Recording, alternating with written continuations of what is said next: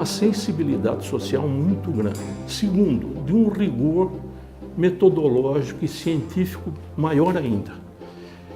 Terceiro, uma pessoa muito honesta, muito crítico nas coisas que fazia e, eu acredito, muito autocrítico também naquilo que fazia. Como um homem muito interessado pelos problemas do país, identificou a doença de Chagas como um mal que estava no Brasil, afetando milhares de pessoas.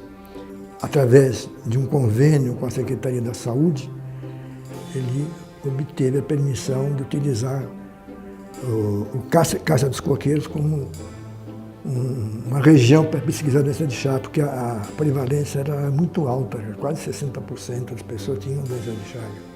Então a intransigência do papai é que o levou em 13 anos de docência, porque ele só foi 13 anos professor de faculdade. Ele morreu muito cedo, ele tinha 49 anos quando ele morreu.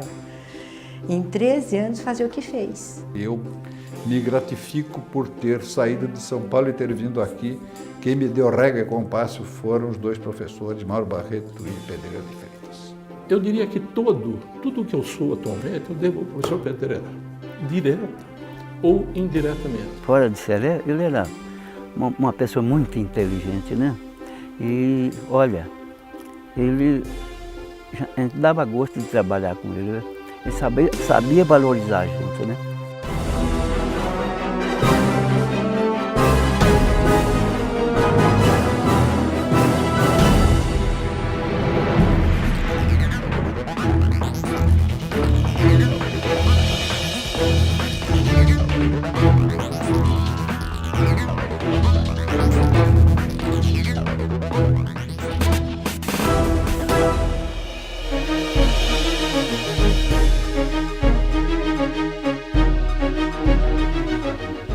Em meados da década de 1940, o professor José Lima Pedreira de Freitas trabalhava como docente no Departamento de Parasitologia da Faculdade de Medicina da USP, em São Paulo, que era chefiado pelo professor Samuel Pessoa.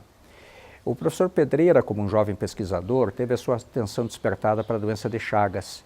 E como ele tomou ciência que aqui nessa região onde nós estamos, em Cássia dos Coqueiros, em Cajuru, havia altos níveis de transmissão da doença nessa época, ele veio para cá em 1945 e já a partir de 1947, portanto antecedendo em 5 anos a criação da Faculdade de Medicina de Ribeirão Preto da USP, ele criou um pequeno laboratório de investigação em doença de Chagas.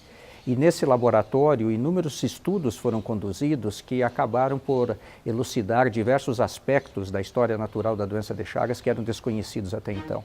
Ele havia já visitado a região anteriormente, desde 1945, porque era uma área endêmica de Chagas.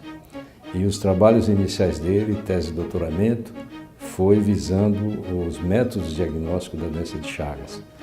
Posteriormente, a docência também foi um trabalho dirigido à sorologia de Chagas, alguns trabalhos que ele fez juntamente com o professor Almeida para melhorar o diagnóstico da doença, né? Dificuldades que havia. Ele tinha o sentido ético de não usar um local para investigação, simplesmente para o conhecimento. Então ele se sentia na obrigação que ele transmitiu a nós, aos estudantes todos que passaram por ele, a ideia de que você faz investigação no local, mas aquela população que está sendo objeto de estudo também tem que ser atendida do ponto de vista de suas necessidades. Então o posto que foi colocado ali, um posto de atenção médica, que foi depois melhorado, ampliado durante a gestão do professor Najib Haddad, passou a ser um local de atendimento daquela população rural. A ideia era que sempre se pudesse ter a ideia de prevenção, não ficar só na parte de diagnóstico e tratamento, mas a ideia de prevenção.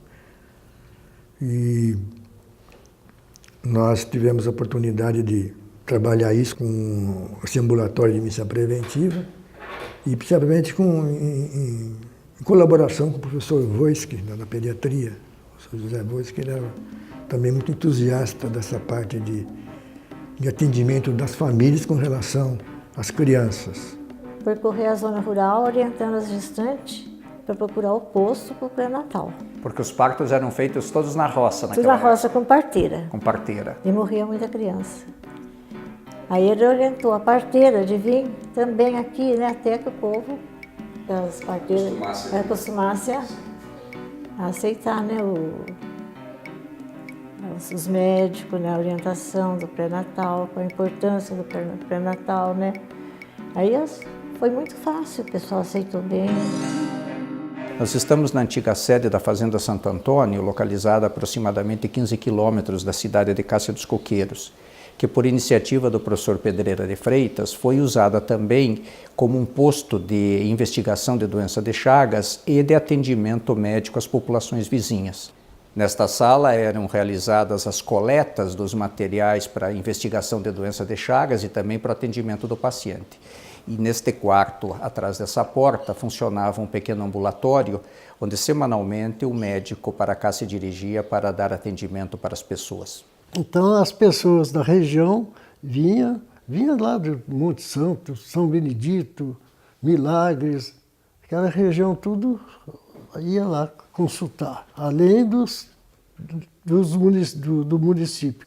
Em Tupã, eu colhi sangue de 900 crianças no ginásio lá.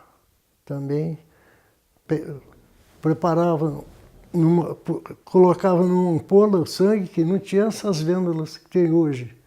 Colocava numa ampola, fechava no maçarico, punha numa caixa de madeira e mandava pelo correio para o professor Pedreira em São Paulo.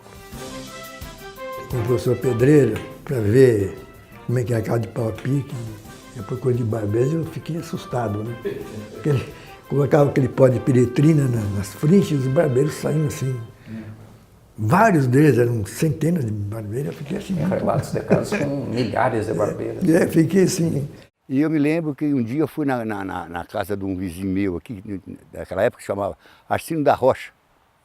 E ele era caçador de veado, de bicho, né? E tinha bastante cachorro.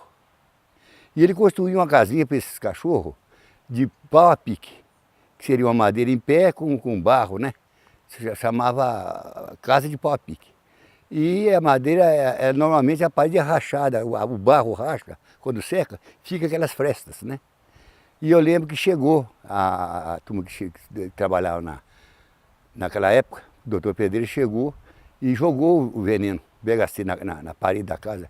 Quando jogou, mas saiu uma quantidade de barbeiro extraordinária, nunca vi daquele tanto, viu? Eu calculei na época que tinha uns 300 barbeiros naquela casinha. Em Cássia dos Coqueiros era tudo barro, terra. E ele desceu do jipe, eles desciam aqui no prédio central e ele ia a pé até em casa. E ele foi abordado por um dos guardas que tomava conta aqui da faculdade, de tal estado que ele estava de poeira, sujo, voltando de Cássia dos Coqueiros. Prendeu o professor. E quase prendeu o papai, porque ele chegou, e era assim que ele chegava, porque realmente as condições eram muito ruins. Nós crescemos ouvindo isso.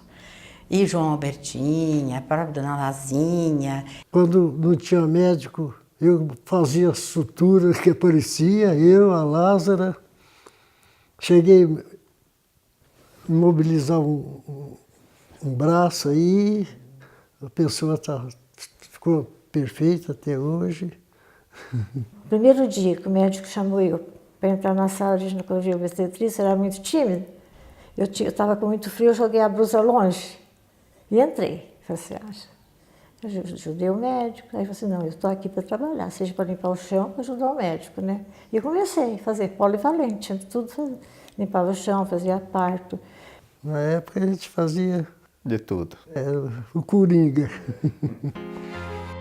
O Centro Médico Social Comunitário Pedreira de Freitas, aqui em Cássia dos Coqueiros, é uma unidade de atenção primária em saúde que é mantida e administrada pelo Departamento de Medicina Social e que serve como campo de estágio e de treinamento para alunos da Faculdade de Medicina, estágio obrigatório para alunos do 6º ano e também como campo de treinamento para residentes em saúde da família e comunidade.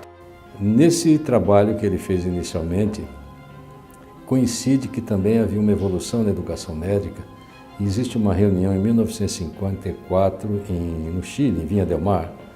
O professor Zefirino Vaz, que havia sido o criador aqui da faculdade, ou pelo menos uma pessoa que participou de uma maneira importante no início da faculdade, sugeriu que o professor Pedreira fosse a Vinha del Mar participar desse evento. Ele participou dessa reunião e trouxe para Ribeirão Preto a ideia de um ensino de aspectos de prevenção, controle da doença, ideias em saúde pública dentro do nível de ensino médio, que era uma novidade. No Brasil, na América Latina, Ribeirão Preto foi a primeira faculdade que inicia um programa que a gente pode chamar de medicina comunitária, medicina social hoje. Naquele momento a gente chamava isso de higiene e medicina preventiva, né? O departamento foi o primeiro departamento a ter uma residência nessa área de medicina preventiva. A primeira residência foi o Pedro Augusto de Azevedo Marques, teve a Emirene, depois teve o Jarbas, depois fui eu e o Sebastião.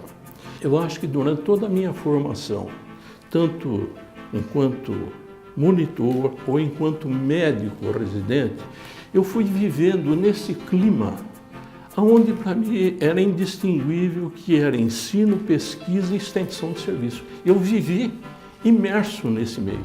A própria ideia da universidade é o que eu vivia no meu dia a dia. A ideia de uma medicina diferente, com uma visão da população, não somente do doente diretamente, dos aspectos curativos, mas que saíssem da faculdade com essa visão muito mais ampla de uma medicina dirigida realmente a resolver problemas que afetam a população, aprender métodos de estudo, de análise e que conduzissem a sua profissão de uma maneira diferente. O professor Pereira se reuniu de algumas pessoas, o professor Najib Haddad e o Dr. Geraldo Garcia Duarte, que vieram colaborar nessa equipe.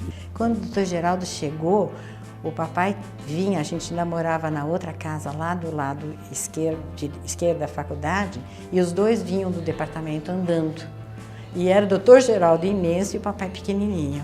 E eles vinham todo dia para casa. E eles paravam e ficavam conversando para chegar em casa ainda.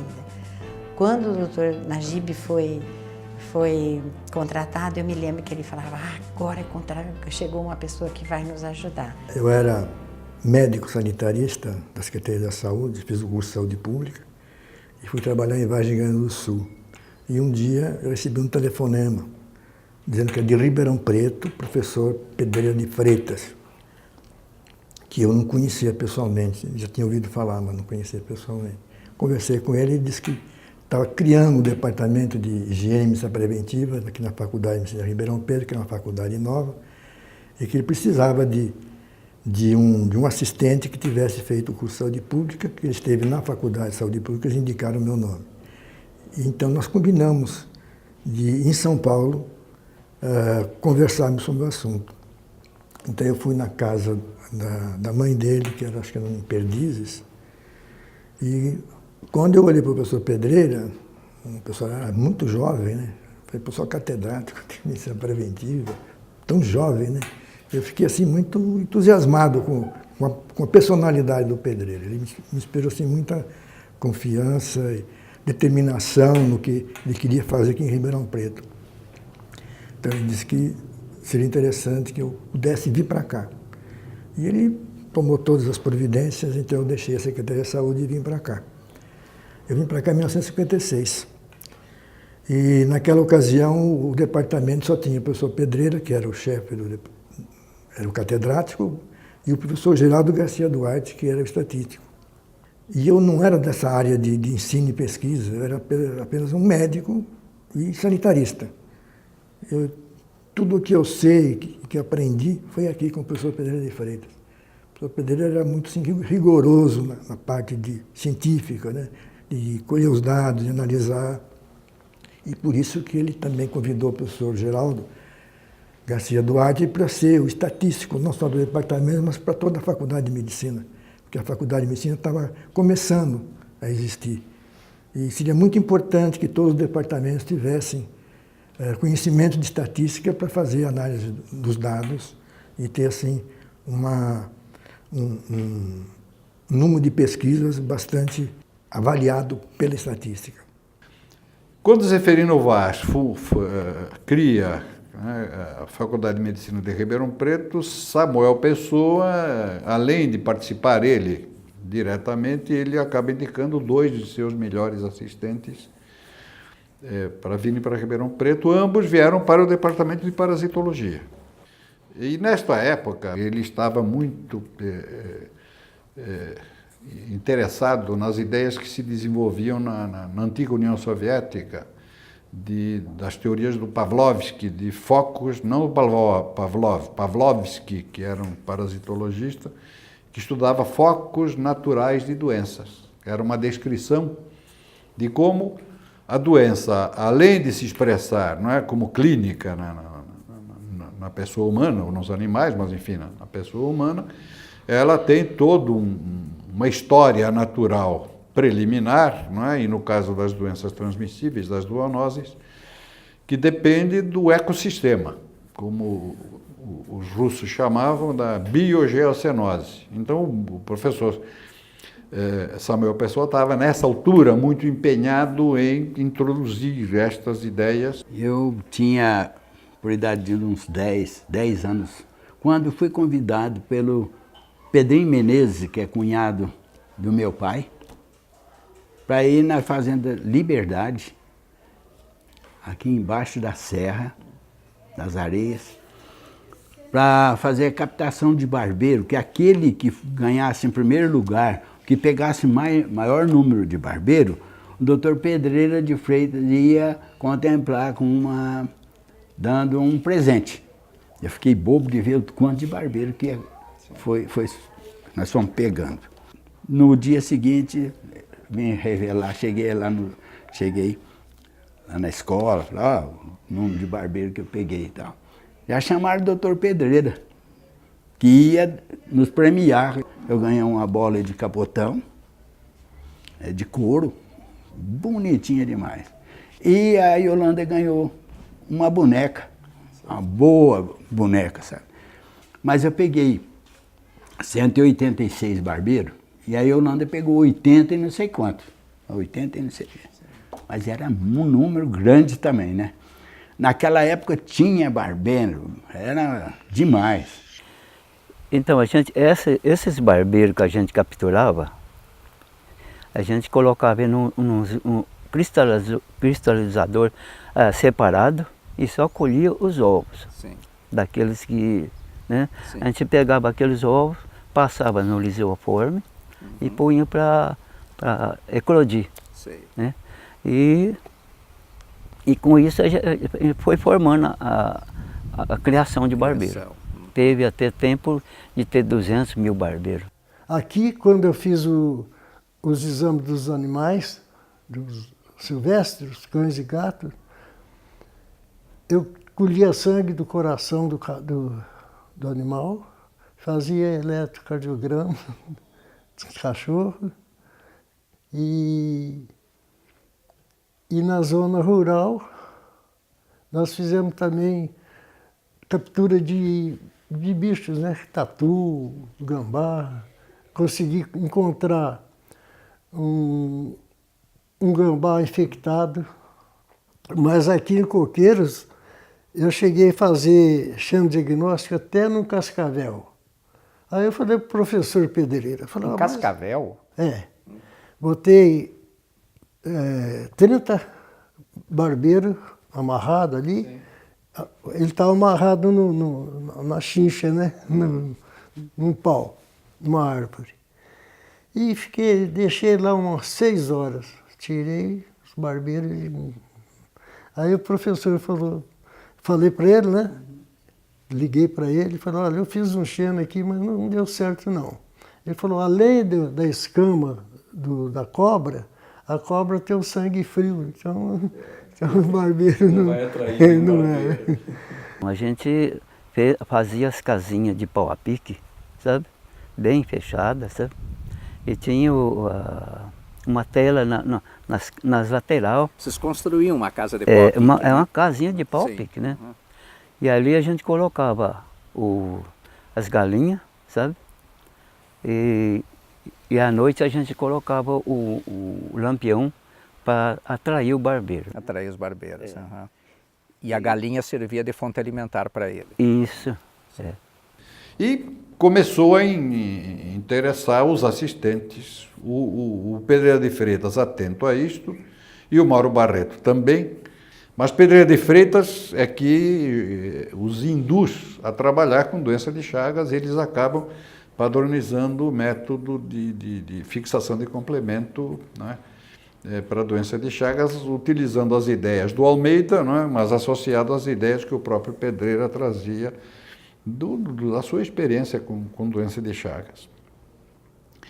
Isto não é tão trivial, porque com isto, ambos, e o Astolfo Ferraz de Siqueira no departamento de parasitologia, passam a fazer o exame de todo o sangue coletado nos bancos de sangue de Ribeirão Preto para a sorologia de doença de Chagas, sífilis e brucelose.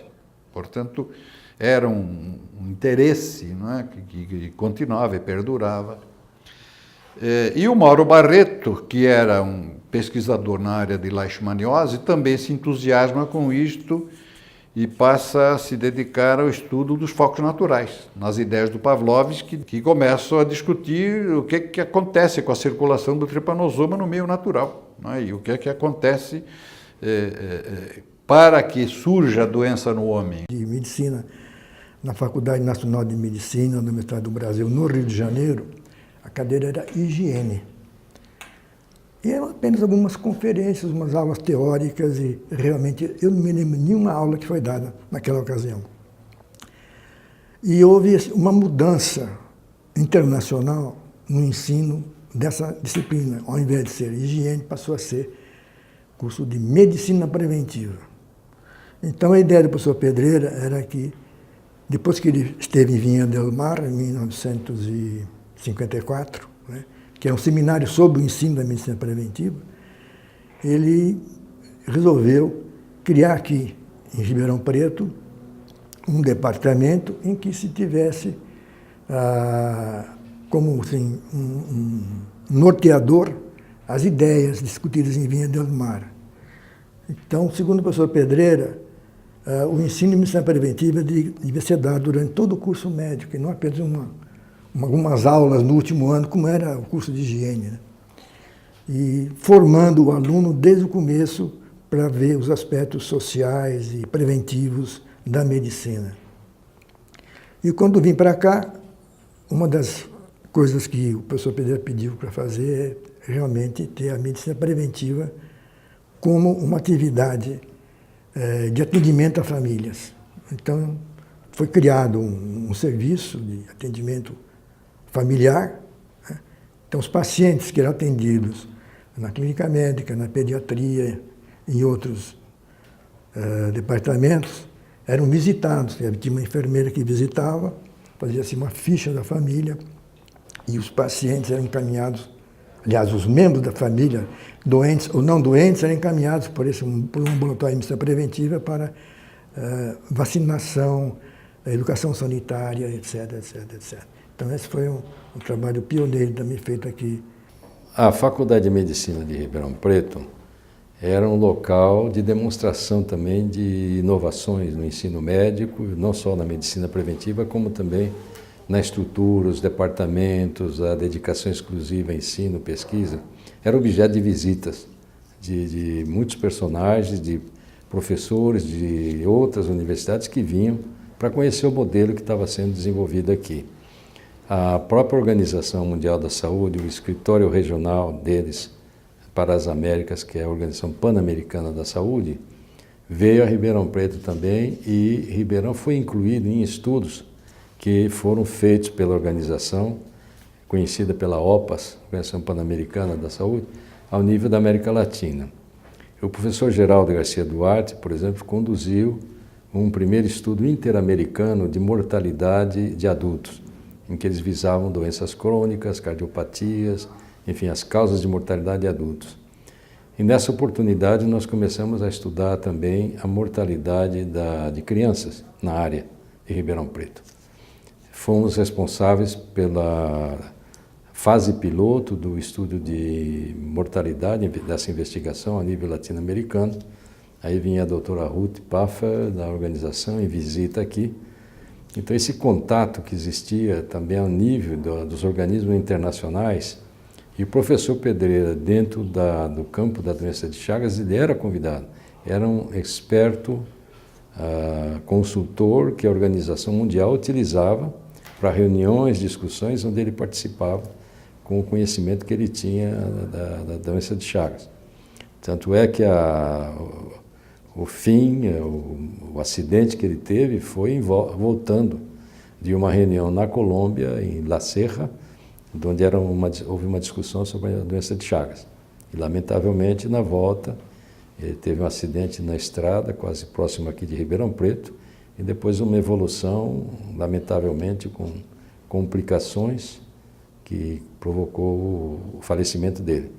Naquele tempo, o Brasil ainda não tinha fundações organizadas, como a FAPESP, o CAPES, CNPq, que passaram depois a facilitar estudos e recursos para investigação. Então, a relação com esses organismos internacionais, a Organização Mundial, facilitavam e ajudavam não só o reconhecimento do que a escola fazia, o departamento, como também a possibilidade de recursos adicionais e participação em discussões internacionais sobre temas que aqui eram discutidos e investigados. No primeiro ano de residência, uma primeira pesquisa que fui fazer já foi com a área de prova tuberculínica. A primeira pesquisa que fui fazer foi em Cássia dos Coqueiros. No dia que eu estava saindo, o professor Pedreira foi 7 horas da manhã lá no departamento, me dá algumas recomendações, além daquelas que ele já tinha discutido anteriormente, quanto ao rigor daquilo que eu iria fazer. Pois bem, só para abreviar, esse rigor que ele transmitiu foi esses trabalhos que nós fizemos. O professor Teruel participou, o professor Geraldo Garcia Duarte participou, né? Claro que aquilo traduziu o pensamento. Levamos 3 trabalhos para o Congresso de Belém do Pará em 1966. Desses 3 trabalhos saíram 3 conclusões textuais do nosso trabalho e a conclusão do Congresso. Isso foi em 1966. Moral da história, o Ministério da Saúde, em 67, convidou a doutora Brita Sundin, que veio da Suécia, para dar um treinamento ao nível do Brasil, baseado nas informações que nós levamos desse trabalho. Moral da história, o Brasil inteiro padronizou a prova tuberculínica às custas do quê? Desses 3 trabalhos que nós levamos. Daquela rigor que o professor Pedreira exigia das coisas. Quando eu saí daqui, vou para Harvard. Na Harvard eu vou com a bolsa de pesquisa, mas aproveitei a oportunidade e fiz o título, também tirei o título de mestre. A hora que vira o currículo, uns livros que aqui a gente dava, o livro do Moody Graeber, que era de um nível assim que o pessoal não entendia por que aquele nível, aquele rigor. Eu falei, isso é o rigor da minha faculdade, é o rigor de lá. Moral da história, me convidaram para dar aula de bioestatística. Então, na Harvard, eu fiz o pós-doutorado, eu fiz o bolsa de pesquisa, fiz o mestrado e dei aula de estatística também. Agora, isso me chamava a atenção, que enquanto eu levei daqui esse rigor, que era o mesmo rigor que eles tinham lá, mas lá eu sentia a falta do quê? Daquele clima humano, aquele humanismo que o Pedreira implantava aqui. Antes de se formalizar a pós-graduação, ele fez uma pós-graduação, ele fez um curso que ele chamou de pós-graduação, com T, pós-graduação de epidemiologia, que era oferecido pelo professor Najib, por ele e pelo professor Geraldo, né? E aí vários de nós, o Rufino também fez esse curso, né? Uma das pesquisas que foi realizada em Cássia dos Coqueiros foi a comparação de 2 inseticidas, o BHC e o Dieldrin. E foi feito um sorteio das casas de pau a pique. Uma parte recebeu Dieldrin, outra parte recebeu o BHC. E provou-se que o BHC era muito superior ao Dieldrin. Geral, eu fiz um levantamento, um reconhecimento geográfico, anotando todas as casas existentes no município, enumerando todas elas. Aí, em 1949, ele fez um roceamento, na época falava roceamento, de inseticida nas casas que tinham barbeiro, e foi feito em 1949, isso com aquele Dieldrin e Radiatox Pó. Bom, fez esse expurgo, né? Melhorou um pouco, matou muito barbeiro, mas ainda continuava. Não foi um remédio específico.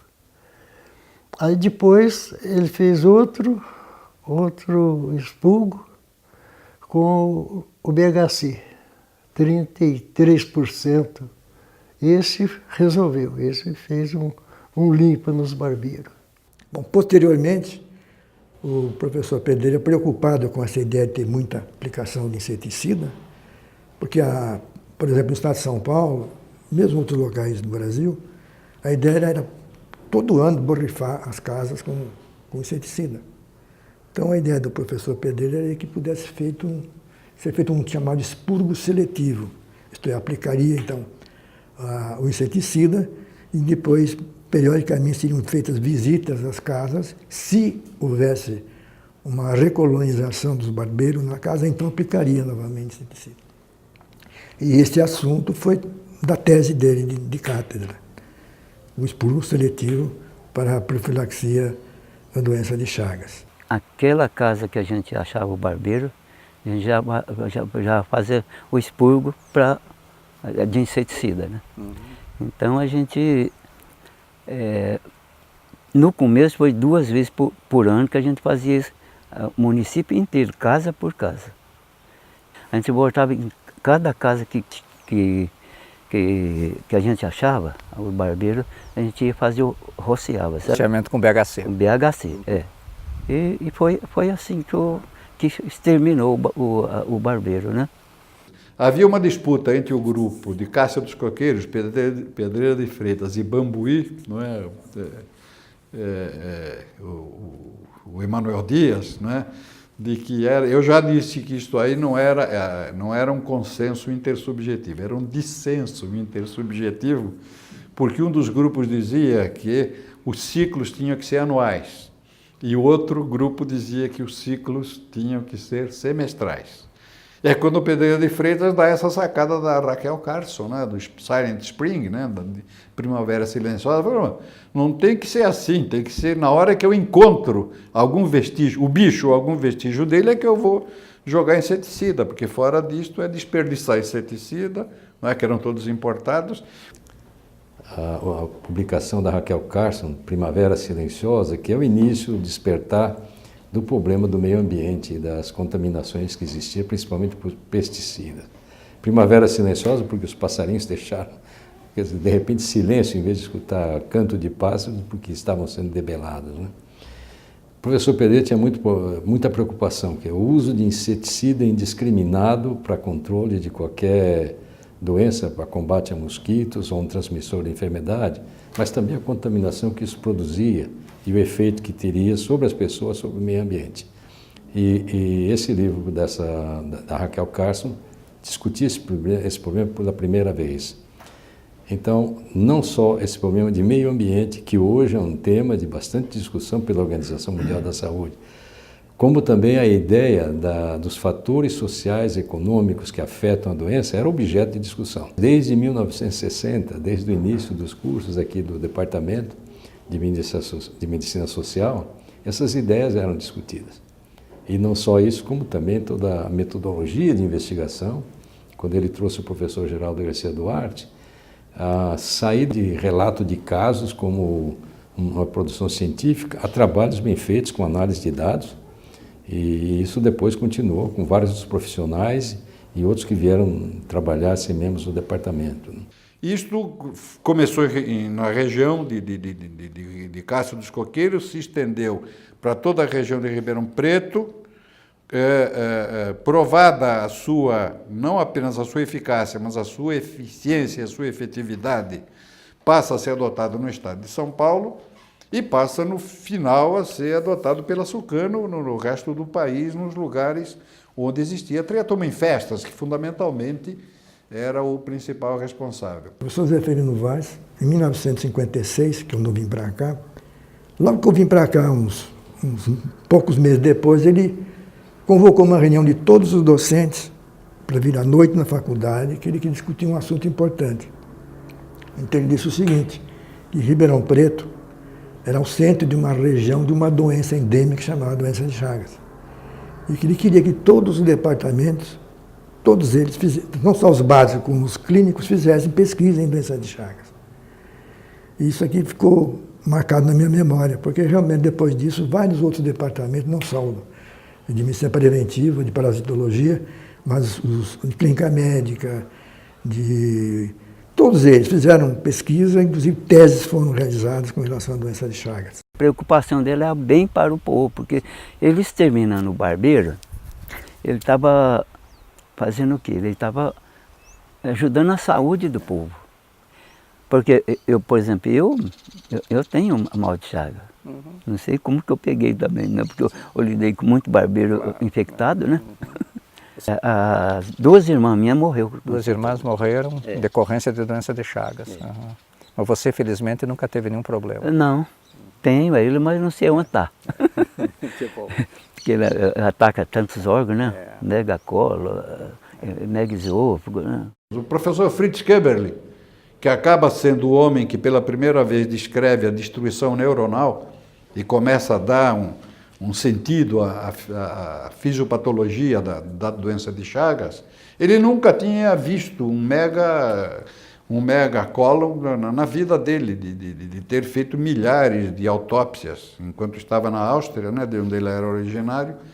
E um dia ele conversando com o professor Pereira de Freitas, fala: que coisa espantosa é esta? Eu nunca vi um megacólon lá, aqui eu vejo dezenas todo mês. E aí ele entusiasma, Pereira de Freitas, tem este condão de ter entusiasmado praticamente todo o ambiente. Não é à toa que o professor Najib relata que o Zeferino, chefe máximo, né, desta faculdade, chama uma reunião para dizer: quero todo mundo pesquisando doença de Chagas. E Ribeirão Preto se diferencia em relação à própria Fundação Oswaldo Cruz, onde a doença foi descrita, né, e aos outros centros, além dos estudos parasitológicos, imunológicos, de prevenção, né, de diagnóstico, estudos clínicos, cirúrgicos, né, oftalmológicos, praticamente todos os departamentos tornaram, através da influência do professor Pereira de Freitas, tornaram esta faculdade um dos centros mais importantes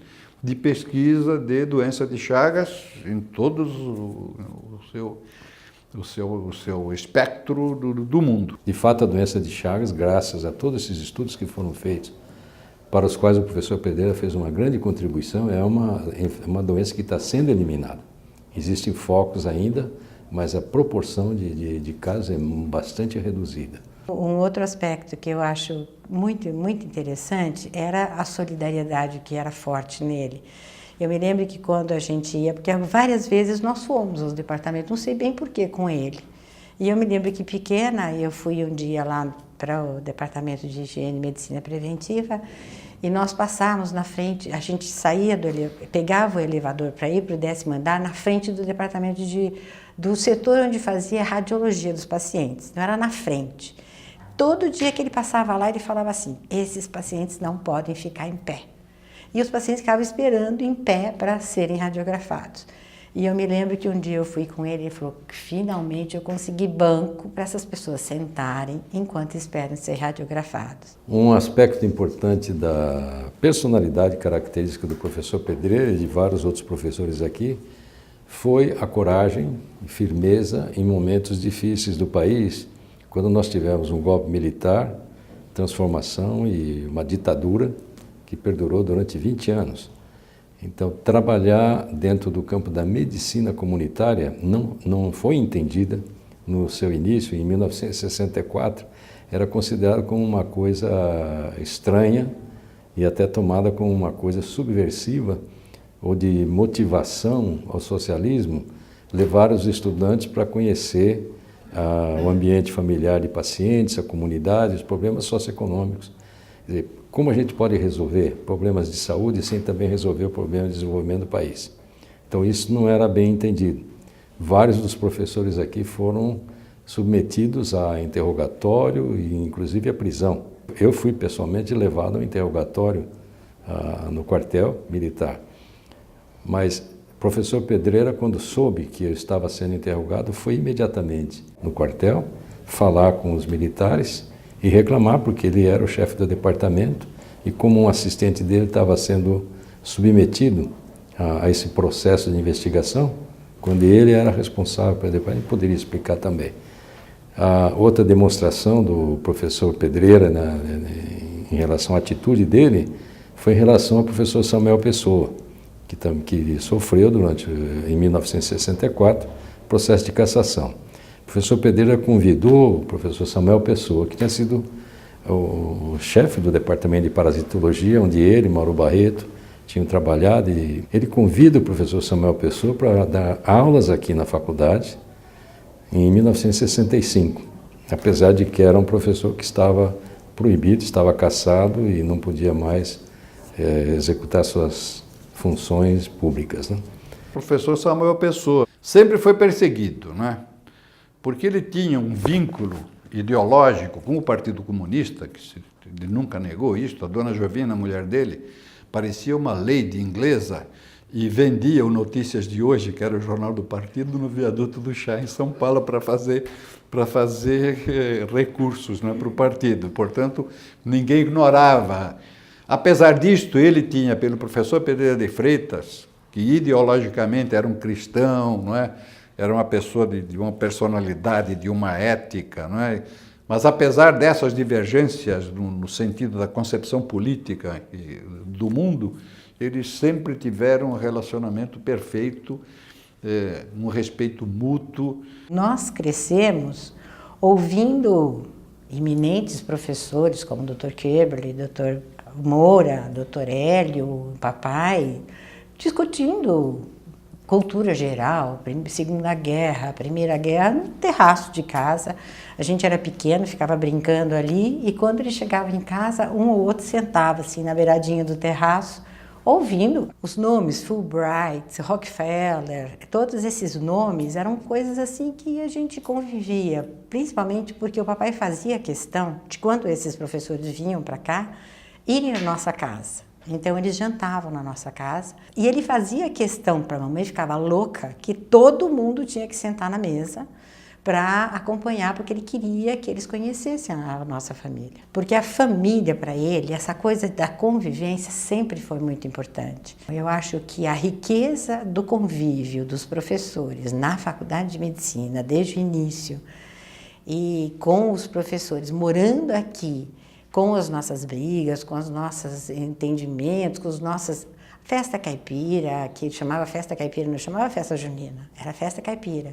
Baile branco, eu fui rainha do baile branco. Todas essas coisas que aconteceram por aqui foram muito importantes na nossa vida. O papai foi uma pessoa muito interessante, mas com uma vida tão breve, mas a faculdade inteira teve um significado muito grande na nossa família. Qual é o maior sucesso da medicina preventiva? É realmente se extinguir, né? Transferindo a sua ideologia para os restantes departamentos, né?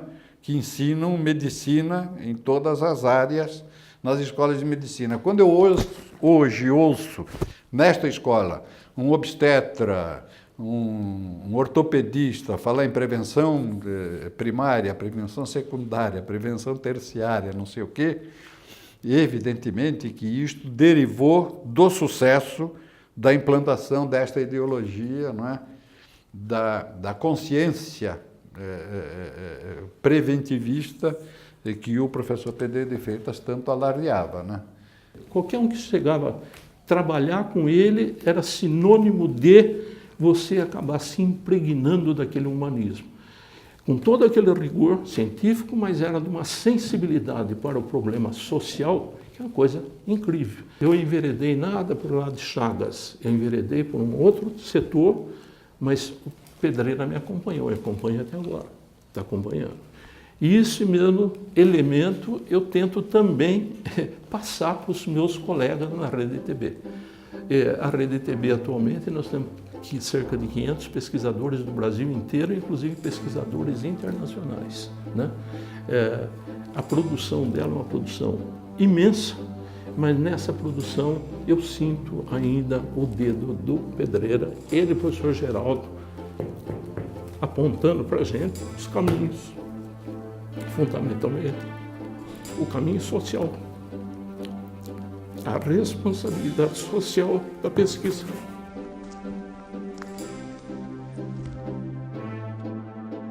E esse exemplo precisa ser cultivado, precisa ser falado, precisa ser difundido. Esses homens fazem parte da construção da humanidade.